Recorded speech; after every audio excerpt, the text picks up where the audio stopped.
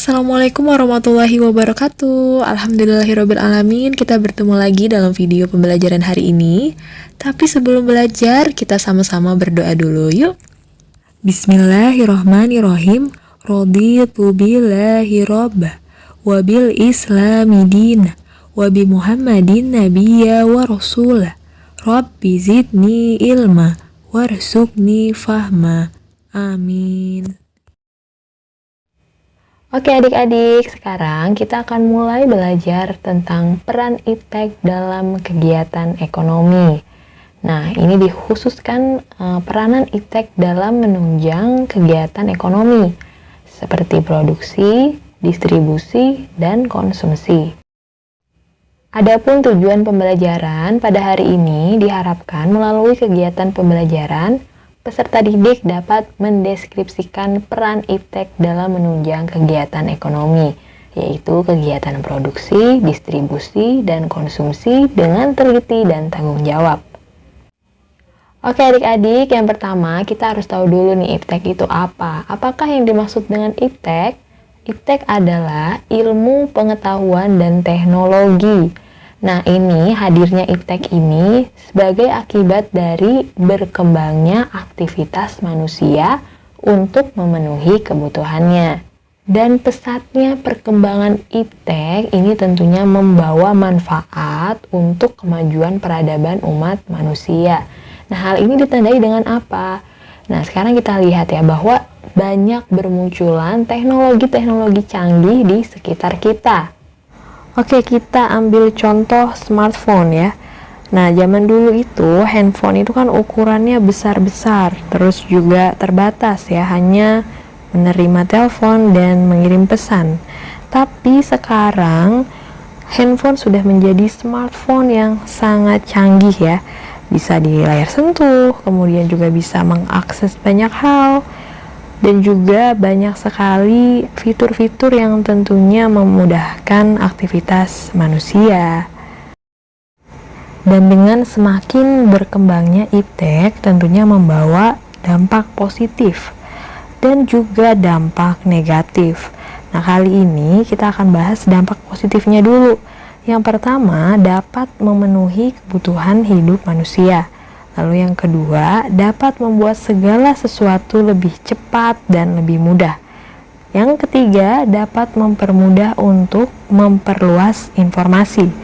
Dan yang keempat, menambah wawasan pengetahuan. Selanjutnya, dampak negatif. Nah, dampak negatif yang ditimbulkan dari berkembangnya iptek, yang pertama, dapat mempengaruhi pola pikir masyarakat yang negatif. Ini misalnya nih saat kita menjelajah internet, nah kita harus bisa memfilter mana hal-hal positif yang bisa kita ambil dan yang kita hindari hal-hal yang negatif. Lalu yang kedua, dapat menyebabkan polusi.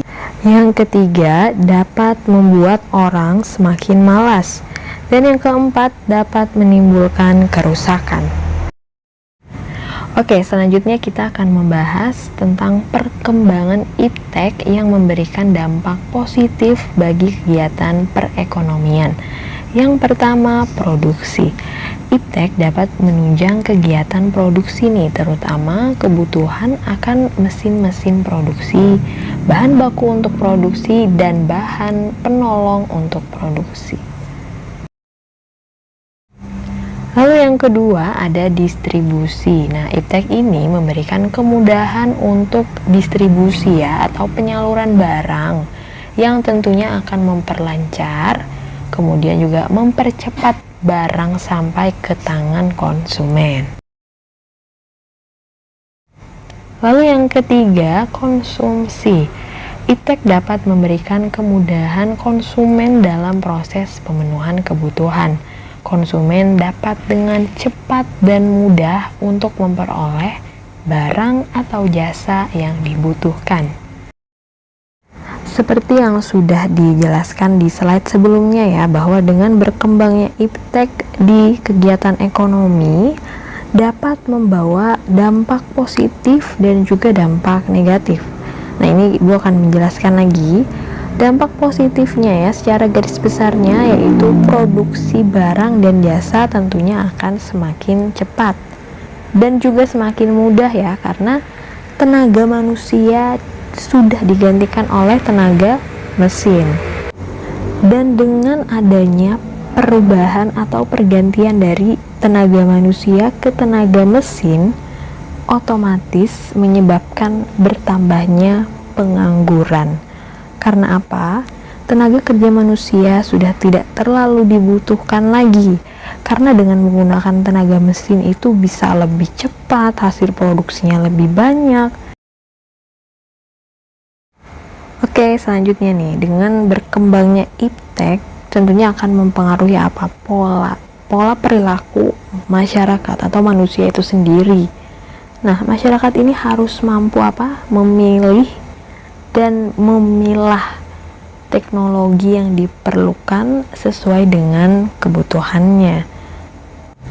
Selain itu, manusia yang memanfaatkan sumber daya alam hendaknya dengan tidak merusak lingkungan, apalagi demi kepentingan pribadi. Sudah seharusnya manusia memiliki rasa tanggung jawab ya. Tanggung jawab untuk menjaga, memanfaatkan sumber daya alam dengan sebaik-baiknya dan secara bijak, dan tanggung jawab pastinya ya. Karena hal itu mencerminkan sikap warga negara yang baik dan juga demi apa? Demi kelestarian sumber daya alam di masa mendatang. Oke, baik, sekarang waktunya untuk mengerjakan tugas ya. Ini tugasnya cukup mudah. Kalau kalian tadi menyimak penjelasan dari awal, itu pasti bisa menjawab pertanyaan ini ya. Oke, di sini ada 3 gambar atau 3 kegiatan ya. Ibu minta kalian sebutkan dampak positifnya apa, kemudian dampak negatifnya apa dari masing-masing gambar tersebut ya. Sampai sini sudah jelas. Kalau misalnya masih belum jelas, ada pertanyaan, silahkan kalian tulis di kolom komentar ya. Selamat mengerjakan ya adik-adik, kalian pasti bisa, oke? Dan semangat untuk belajarnya. Sampai ketemu di video selanjutnya. Jangan lupa untuk like, komen, dan subscribe. Terima kasih banyak adik-adik, semangat semuanya ya. Alhamdulillah, sekian pembelajaran kita hari ini. Sampai bertemu di pertemuan selanjutnya. Yuk sekarang kita sama-sama baca doa setelah belajar. Bismillahirrahmanirrahim. Allahumma inni istaudiuka ma alam tanihi fardudhu ilayya indaha jati walatan sanihi ya rabbal alamin. Amin. Oke, buat semuanya jangan lupa untuk like, komen, dan subscribe ya.